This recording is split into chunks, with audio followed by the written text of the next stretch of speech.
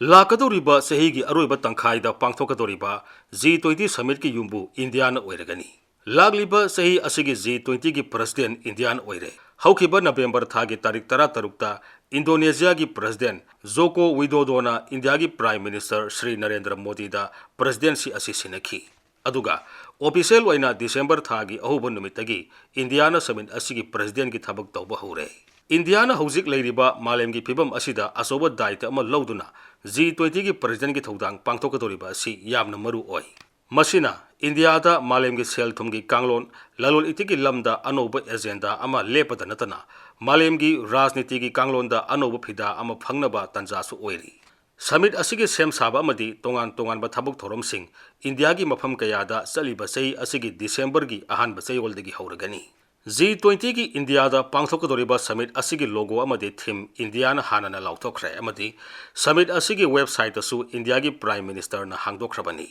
Logo theme amadi website hangdokiba asi sei asigi November 9 tani. Santi leiba malem ama ohenba haibasi India gi sanalon chatte yauduna leraklebu wafam amani. India ki philosophy amadi culture ki value singda thagonaraba santi asigi wakhalon asi lisingani kolumdoi ki summit asigi logo da uli amadi malem ki miyamda Indiana malem prithibi asibu karamna ubagi haibadu tagli aduga summit ki theme oina malem ama imung ama tunglamsat ama haibasinasu tungi taibung panba amagi panthung ama Indiana khudol tamlabani Z20 da leibak taramapan amadi European Union yawi aduga leibak sing asina malem gi missing lalol itik amadi lan thum gi lamda asoba saruk oiduna leiri aduna Z20 asi malem gi kanglon khuding makta yamna sakti leiri bani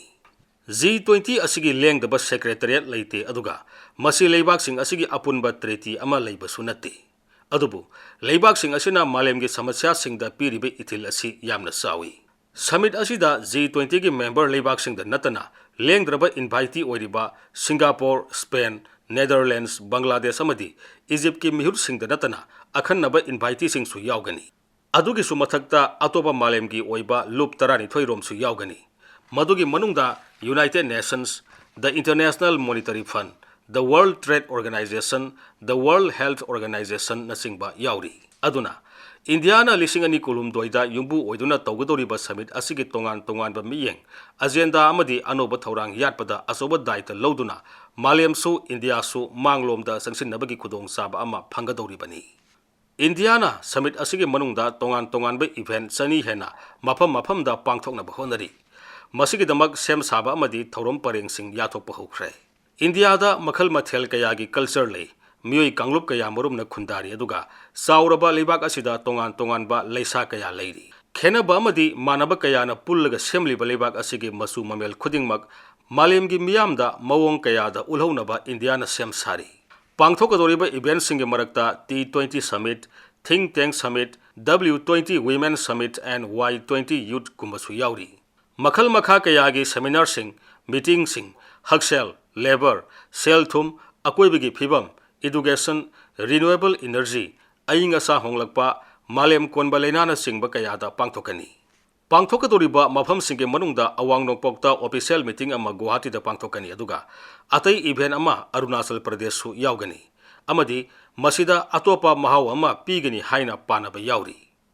Manipur gi oinasu event khara lakpa yai haibagi asa tawnari. Indiana lamjingba sei asigi summit asigi khudong saba mapung phana lahunaba Prime Minister Sri Narendra Modi na honari miyamna su tongan be event sing asi matik sana season haunaba mahangna appeal tawki